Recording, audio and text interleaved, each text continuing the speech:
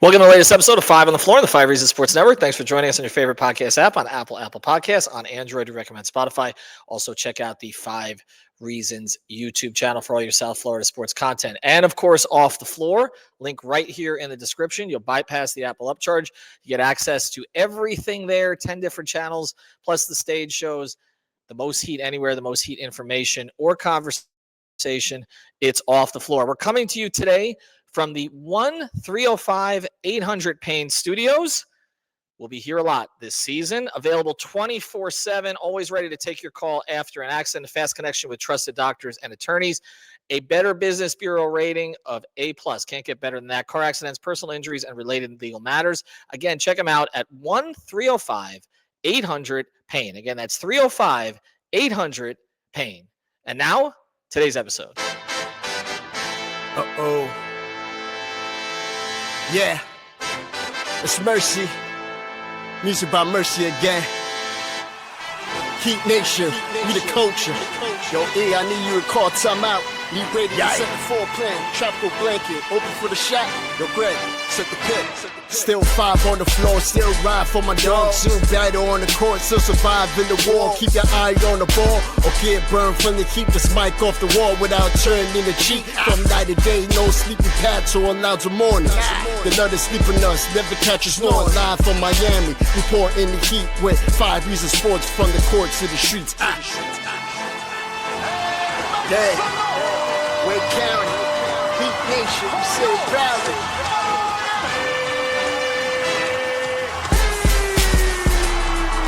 Welcome to Five on the Floor, a daily insider show on the Miami Heat and the NBA, featuring Ethan Skolnick, Greg Sylvander, Alex Toledo, Brady Hawk, and others from the 5 Reasons Sports Network. Also, make sure to subscribe to Off the Floor for the most heat anywhere.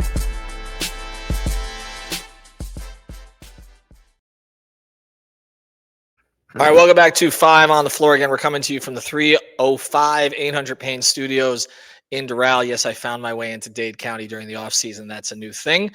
I've got Alex Toledo. You can follow him at Tropical Blanket. Our floor plan, we're going to get you ready for training camp. We do not expect more changes before training camp. If Andrew Wiggins is traded for some reason, we will scrap this episode and start over.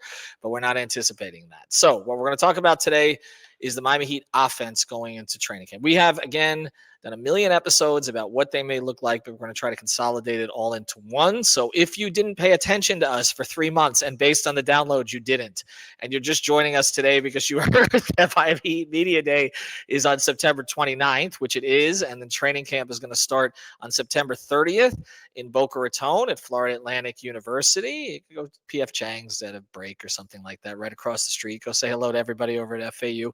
And then, of course, they're going to be starting their preseason in Puerto Rico. I'll be down there. The Heat are playing the Magic down in Puerto Rico. They open the preseason with the Magic. They open the regular season with the Magic. And yes, I'm managing the Sports Illustrated sites for the Heat and the Magic, so we appreciate them doing that for us.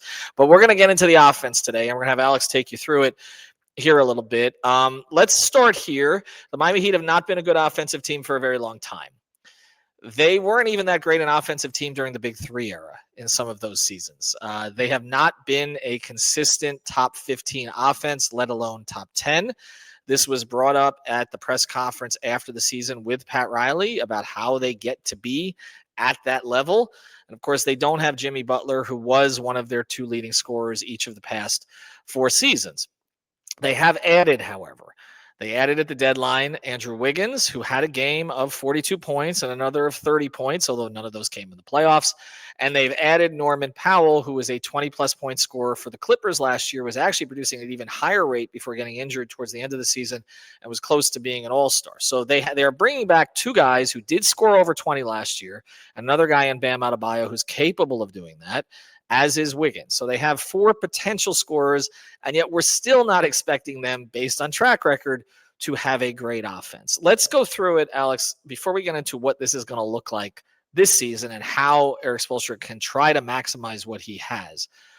Can you go through the reasons why they were not a very good offense during the Jimmy Butler era, even though he was a guy who was capable of getting to the line and getting you, we saw 56 against Milwaukee in a playoff game, but also he was consistent 20 to 22 points when he cared? Well, I do think it's tough to, look, tough question, right? I got to say here at the top of the show.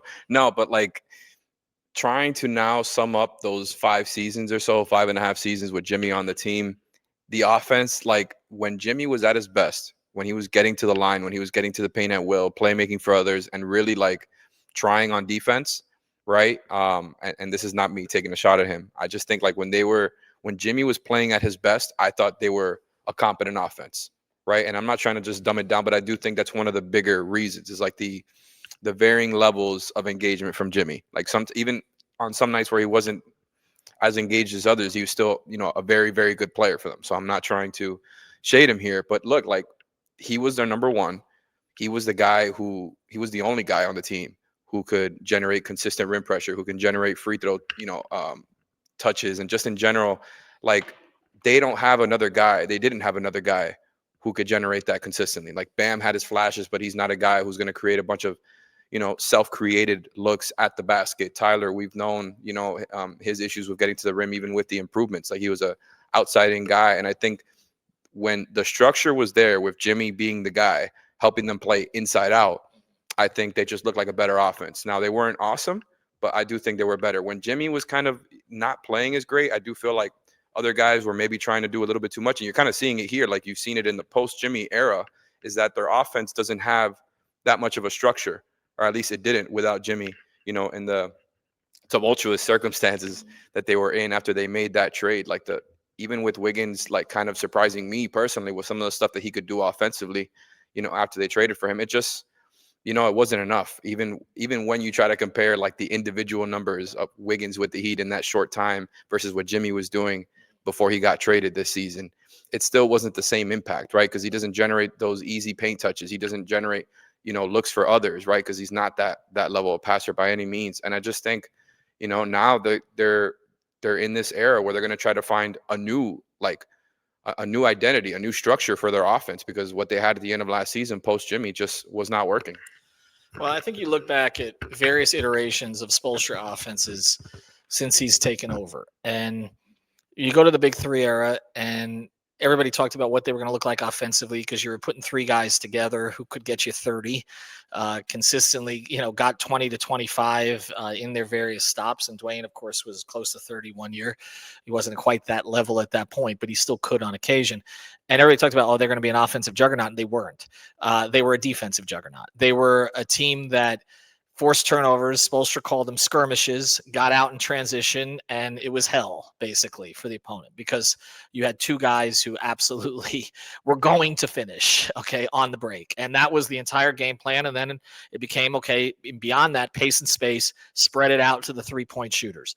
And, you had guys like Battier, you had Allen, you had even James Jones, Mike Miller, obviously all of these shooters that they could go to. But they were never really beating people with offense. They would beat bad teams on occasion with it, but the good teams were struggles at times, and they had to rely on their defense to kind of kick in. Then you go past that. They tried to formulate an identity with Bosh after LeBron left. They were going to play through him more than Dwayne. Of course, Chris got sick. Those plans went out the window. And then they ended up playing basically through Dwayne's creation and sort of old man game for a period of time. Didn't really have an identity offensively. He found an identity with the post-Dwayne team with that drive and kick stuff with Waiters and Dragic, 7-11. It took him half a season to find it, but then he found it. And they were a very good offensive team the second half of that season with a roster that you would not think would be great offensively beyond Dragic and Waiters. But since then, you're right. It basically became, defend your asses off. Put yourself in position in the last 6 minutes when Jimmy comes back in the game to win the game. Jimmy, slow everything down, get to the line. And if you look at their clutch numbers when they were good during the Butler era, it was mostly because they defended and they made free throws. And they didn't turn the ball over. Right. They protected the ball, defended, made free throws. It, again, was not because of offensive explosions. It was they had a controlled explosion basically with their offense. Like they knew what they could and couldn't do, and they got to those things in the clutch. Right. And now here we are. And last year there was supposed to be this transition that was talked about at training camp, where it was going to be about threes and basically rim and basically not rim pressure necessarily, because it's not a team that gets a lot of it, but essentially layups and threes. That's what they were trying to go to, trying to get Herro more off the ball. Jimmy recoiled at the entire strategy. Very first day of training camp, I've reported this since, he calls his agent and he says, they're trying to get me out of here. Okay. He says they don't want, he says, I'm like the third or fourth option. Okay. And we know how everything spiraled after that. But one of the reasons it spiraled was, I believe, based on a lot of people I talked to, Jimmy felt that they were basically trying to suppress his income power, okay, or his earning power by changing the offense away from him, even though he had said repeatedly throughout the time that he was in Miami, he did not want to have the offensive burden on him. So they were trying to do something, again, to be more modern, okay, and also to sort of accede to his wishes, and yet he didn't end up liking it. And it didn't work for a lot of reasons, one of which was his lack of engagement, but another reason was they were trying to lean into Herro and Rozier. And one of those guys toppled over, okay? The other one, Herro, stood up to it, okay? And whatever you want to say about Tyler, he met the challenges that were thrown his way last year. Terry did not. They did not have a plan B after that. And then when you had the struggles of guys like Jaquez, who were supposed to provide offense off the bench. You had, again, Jimmy kind of walking out. You had Jovic getting injured, which was a player. The offense was pretty much garbage for most of the year. But on the other side of this, as we pivot into what this might look like this year, I want you to get into a little bit more, because you mentioned this with Wiggins. But what the addition of Powell and now having Wiggins for a full season after a training camp where he seems engaged, and we've talked about pecking order, and I still think it's going to be Tyler first. I think it's likely going to be Powell second. And then we've debated Bam or Wiggins maybe after that. And I think there's a role for Jovic in there somewhere as well. But I just want to ask you, as we get to it here, what this may look like with Norm sort of filling the Terry role from what was supposed to happen last year. So we're going to get to that. We're going to get to that on the other side of this. Before we do, I want to mention a great sponsor of the 5 Reasons Sports Network. And this one, look, you got to make sure that you've got CASHAPP. There's a whole bunch of reasons why you need to have CASHAPP, but one of the major reasons is it's safe, okay? You don't want anything fraudulent. You don't want to deal with any of that stuff. When it comes to your money, you deserve to feel safe from fraud and in control, and that's what you can expect from CASHAPP. When you get the CASHAPP card, not only do you get access to a ton of perks and benefits like exclusive early access to nationwide concert pre-sales or discounts on popular brands, but you also get that extra security with the power to instantly lock or unlock your card right away and right from your phone in just one tap. So with CASHAPP, you can spend, save, and live your life knowing your money is right where you need it and where you left it, with advanced built-in security protections you can count on and help when you need it as well. So you can order a CASHAPP card in the app or at cash.app/card. Or another thing you do do this first, okay? Go download CASHAPP now, because we have a promotion with them. New CASHAPP customers can use our exclusive code to earn some additional money. That's right, some additional cash. Just download CASHAPP, use our exclusive referral code on the floor in your profile. Send $5 to me. No, I'm sorry. Send $5 to a friend within 14 days, and you get $10 dropped right into your account. Terms apply. That's money. That's CASHAPP. CASHAPP is a financial services platform, not a bank. Banking services provided by CASHAPP's bank partners. Prepaid debit cards issued by Sutton Bank, member FDIC. Instant discounts provided by CASHAPP, a Block Inc. brand. Visit cash.app/legal/podcast for full disclosures. We also, again, want to thank the folks over here at 305-800-PAIN. We got a great studio here. We're going to play some foosball afterwards. They got Pac-Man machine. I got to bring my daughter down here. They're in Doral, but the most important thing, of course, is if you have a car accident, you need to reach out to them right away, and they will get you to somebody to help you and solve your problem and get you the most money that they can. So 305-800-PAIN. Again, we're going to be down here at the studios many times this season. All right, so let's get into what happened afterwards and now what this Powell edition means. And it's funny as we evaluate the Powell edition, because, this offseason looks a whole lot better that happened. And I just wonder what this training camp would have looked like if the Clippers hadn't called. Like, if the Clippers hadn't called and they were going into this training camp with Kyle Anderson and Kevin Love on the roster, I know everybody loved both guys, well, particularly Kevin. But if that had happened, right? Like, let's get into that. What would this have looked like? Yes. What would this have looked like without Norm Powell? honestly, that's like a world that I don't even want to live in, man. It's like things are already bad in itself, right? So it's like when it comes to the Heat, they made this move where they got a 22 points per game type of player for next to nothing, relatively, right? Like no shade towards Kyle Anderson or Kevin Love, but they got a guy in this move that is like universally loved by Heat Twitter. Even the guys who like specifically wanted them to tank, as far we know they're not going to do that, right? So once you put away like those feelings of like what you want, if you're somebody who feels that way, like this is one of the best moves they could have made in that sense, right? Like value wise, they did a lot there. So I don't even want to think about, how upset people would be if they didn't make that move. I'm sure they probably would have made another move, probably smaller, most likely. And of course, like I can't help but wonder what it would have looked like if they had pulled the trigger for KD and then, still had more than enough to make this move for Powell. But you know what? We don't even have to go there. KD when he's 45. Yeah, next year. No, because I don't know what's going on with that Rockets lack of extension, by the way. But we'll just talk about that next summer for 50 different episodes. But look, when I was just looking at the stats here for their offense and trying to think about where Powell can affect things, right?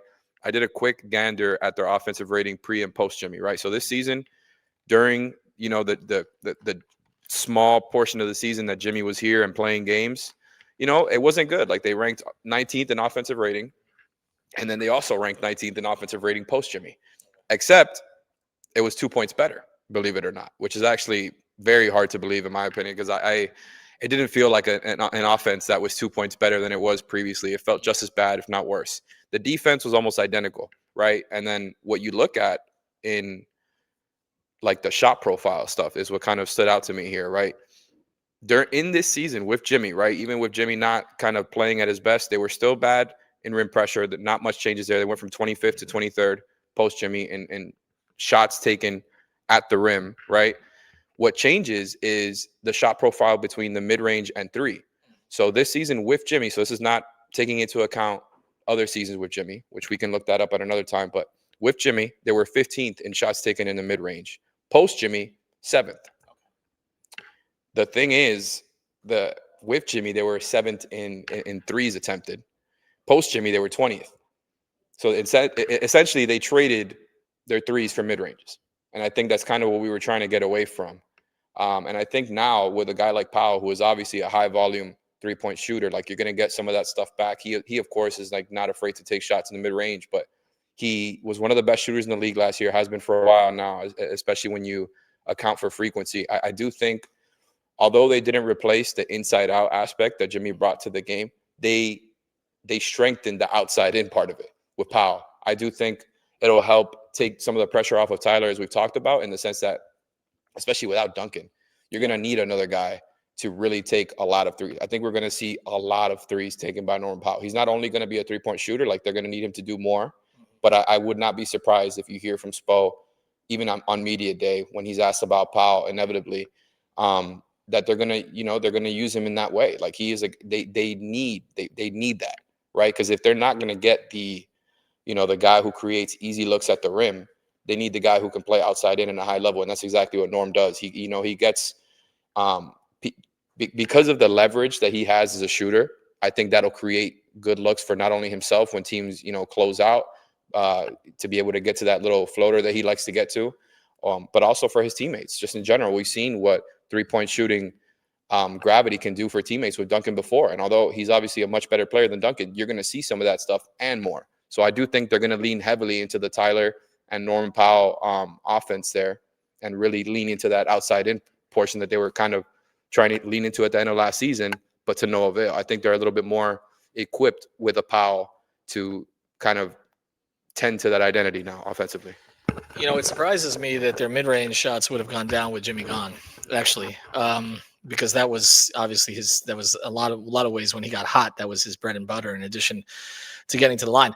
I think why this makes sense for them and why it could work, and we'll talk at the very end of this episode about whether it will work, is is because I think in the modern NBA, and Oklahoma City is an exception to this because their best player is a mid-range assassin. Okay, in Shea, he gets to the rim, but we talk about his three levels. The level that he's least adept at is the one that the league has pivoted to, which is, or at least in the regular season has pivoted to, which is from behind the 3-point line. But if you look at most teams that have had success offensively, it is because their best players shoot threes. And one of the issues that the Heat had, I think, with their offense over that period of time, we talked about it a lot, was that their two best players, okay, were not 3-point shooters. Jimmy and Bam were not spacers. Now, I know Bam has added to that to his game. We'll see how much he adds to it now. You know my feelings on that. I'd prefer he put the ball on the deck and get to the basket. But look, him becoming a competent 3-point shooter is not a bad thing. I just don't want them to rely on it too much. But their two best players were not that.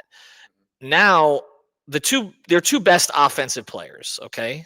Because Tyler is a better offensive player than Bam. Okay, Bam obviously is worlds better on the other end, but Tyler is a better offensive player than Bam. No matter what you want to say about Tyler, again, he's a highly skilled offensive player who has made up for his limitations to become a highly efficient player for his archetype. Okay, in terms of a scorer. Until they throw three defenders at him in the playoffs, and then everything goes to hell. And that's what they're trying to avoid here by having Powell there to help him. But the fact that the two guys are going to be taking the most shots, most likely, are also high volume, or will be high volume, and high efficiency, somewhere around 40% for both of them, 3-point shooters, is my biggest green shoot for this offense. Okay. It is going to have to work with them leaning into the two of them as 3-point shooters. What Wiggins and Bam get as in terms of their aggression, which you want to see consistent aggression from both of them, and what they get from Jovic as a creator, and maybe a little bit of pop from Larson if he can shoot, maybe Jaquez, gets things right. And maybe Davion, doesn't regress all the way to the mean, okay, while continuing to improve his playmaking because he ain't shooting 45% again from three. But if he can shoot 37% from three and continue to make the improvements that he made, then he can be an effective offensive player for you. Like this whole offense to me comes down to Herro and Powell. Like how efficient can the two of them be together? How well can they play off of each other? How can they take the pressure off of each other? How many threes can they get up and how many can they make?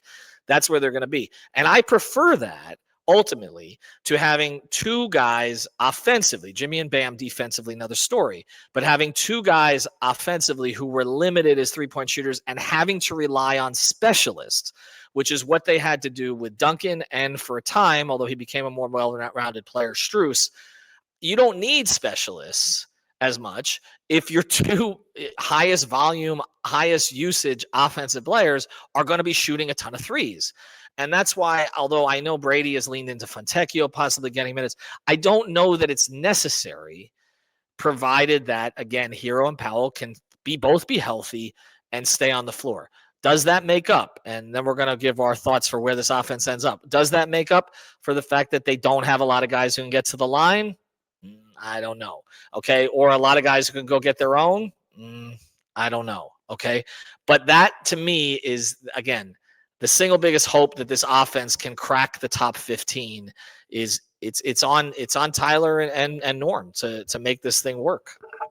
I mean, I'm with you. I think it's going to be real interesting, like you mentioned, what they do with the rotation of Fontecchio and all that. It's going to be interesting to see where Spo leans when the two of them are not playing together and they can't lean into that fully outside in look that I'm talking about here.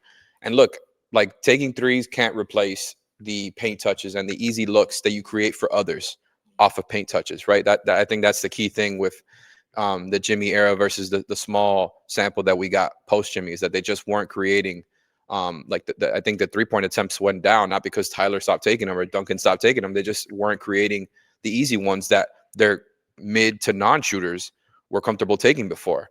I just think even when guys were left open, like there comes a certain point where the possession every single time can't just be give it to the open Pelle Larsson, give it to the open Jaime Jaquez, and just hope to God that the percentages play in your favor that night, right? Like I think there has to be more to their offense, and I think that's why they were so like, I'm sure they pounced on this opportunity when they got that call, like because that is 100% such a Heat move in the sense of like they got the guy at value, That is like that has been the qualm that we've been talking about for years now in different situations. Way better than value, actually. They didn't. It wasn't even like we talk about how they don't have a price that they go over. Like there was no price. Like there was no. Like I've asked internally. I'm like, okay, what was the catch here? And they're like, well, there really wasn't one for us. But the catch was, it seems like the Clippers wanted Beal at less than half the price of Powell. And they kind of knew that they could do that. And by the Heat kind of taking Powell off the Clippers' hands, so to speak, so that they didn't have to pay him long term, it cleared up some money issues. But also they were able to get Collins, who I know they wanted another big in the situation. The Heat basically were just, this is a scavenger move, okay? And that's the kind of move that Pat used to be so great at. And it is a little bit because the Clippers didn't want to pay Powell. Now, we've got to consider this though going forward. Why did the Clippers not want to pay Powell? And his defense slipped last year, and we're going to get to that on the other side on their episode. But I'm not really concerned about his age or anything like that. I think this is just such a low risk move for them. All right, well, let's try to put a capper on this, and we're going to try to actually rank their offense this season. Let's do this. Let's do this assuming relative health. Okay, I mean, if Tyler misses 50 games. No, it's not happening. If Norm misses a ton of time, if Bam, they don't have any replacements up front. We know that. We've talked about. We haven't even mentioned Khalil Ware's name. If they can actually throw a lob, then and get Khalil some easy ones, then maybe he's a guy who could get to the line consistently. Also, finish some 3-point plays, that kind of stuff. I'll start. Okay, I'm gonna say I think they could be middle of the pack this year. I'm gonna go more into the.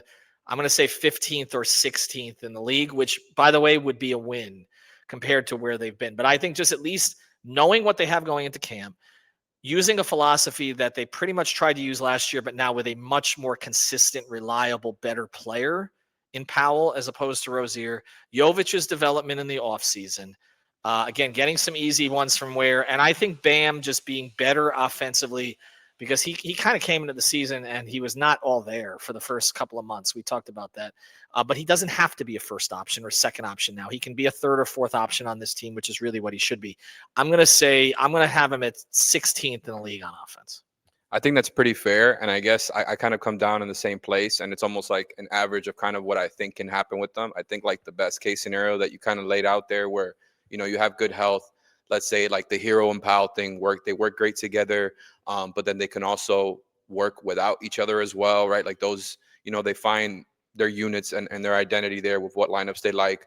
You get Bam kind of, playing, sort of a point Bam role with that starting lineup. Maybe in some of those bench units, he's more of a scorer, right? Like I think that might be the balance that you see with Bam as far as trying to get him some of those self-created buckets.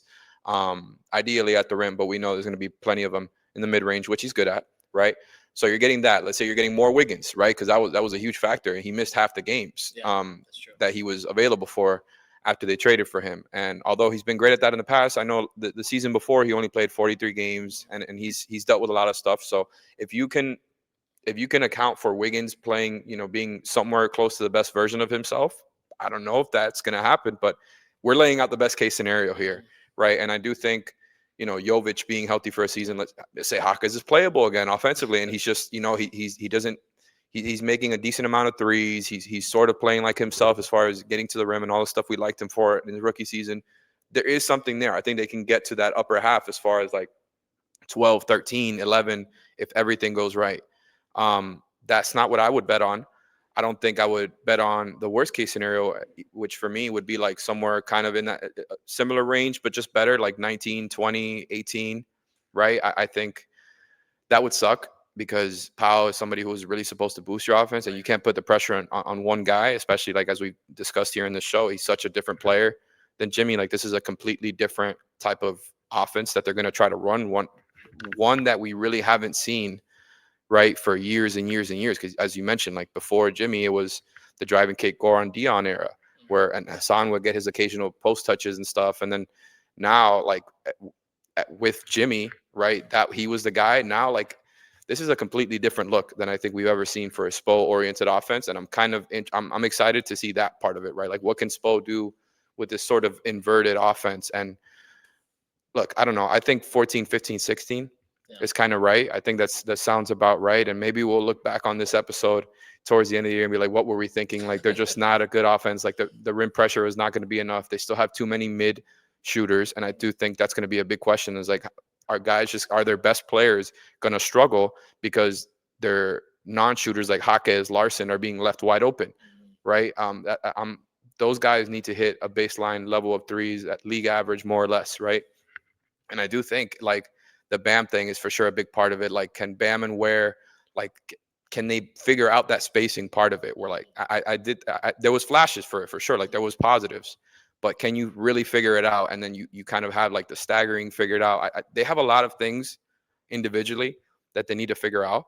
And that's why I don't think it's going to end up probably being around 12, 13. I think there's going to be a little bit of a transition period. And I think once they get going, it'll start looking better, and it'll probably come out to, like what you said, I think around 15, 16. I think one of the things to consider here, and I know you've addressed this a little bit as well, is that simply getting a couple guys out of the rotation probably helps here. Rozier submarined their offense last year. The numbers were way different when he played than when he did, or than when he didn't. Also, you removed Haywood, who was a limited offensive player, even though he made improvements there. And now you don't have to force Jaquez in if he struggles as much as he did last year. So those were really the three guys, if you look at it, that hurt the offense in a lot of situations, and they don't have them anymore. They also were trying to play Kevin Love at times last year, and he was way past it. So if the current rotation that we've talked about can stay healthy, I do think it has more potential than last season. But again, I'm always in a wait and see mode with these Heat offenses because, like you said.